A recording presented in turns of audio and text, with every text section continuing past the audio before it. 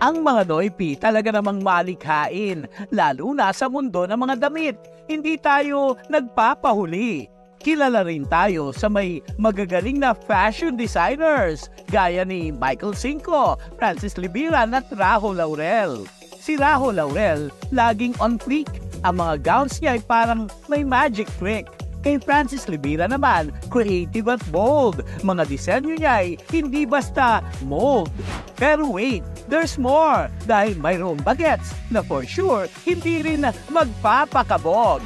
Meet Del Morales, ang rising fashion designer ng Malolos. Bata pa lamang daw siya, gusto na niyang magtahi. Na-inspire siya sa klase niya sa TLE. Kaya naman ang mga lesson tungkol sa running stitch ay nagamit at nakakagawa na ngayon ng mga incredible na damit. Yeah, fact!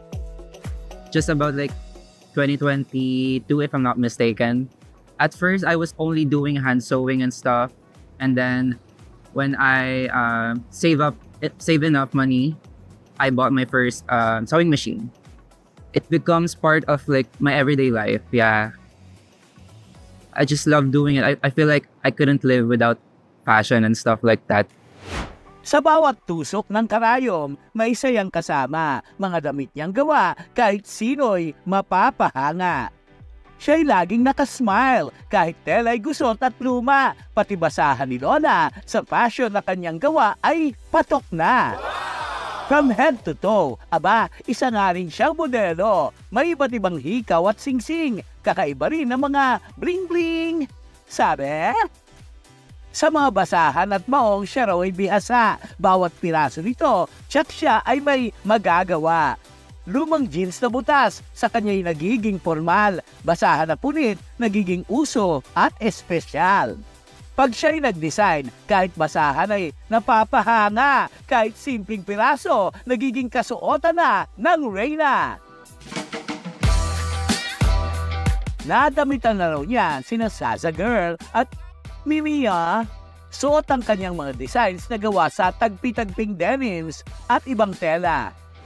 Oh, recently I styled Jao and a Sasa Girl. Yeah, that was really surreal for me because like it only happened for like a week.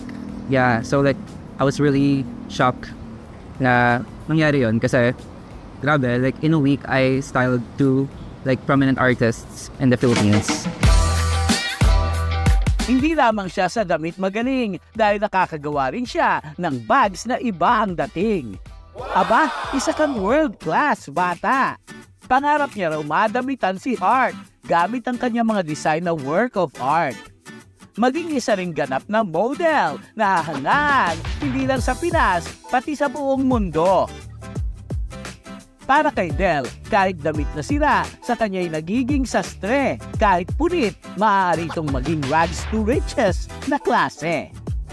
Just be you, you know, like you don't have to suppress yourself, you don't have to like pipiin yung sarili mo sa mold just so matawag ka lang na parang, oh, I fit in the society, I fit in the mold, I fit in the norm. Like just be you, you know, like express who you are, express who you are using your, you know, clothes and stuff and fashion. Pagpatuloy mo lang yan, bata. Baka sa susunod, di ka lang sa Pinas makikilala, kundi na rin sa buong mundo.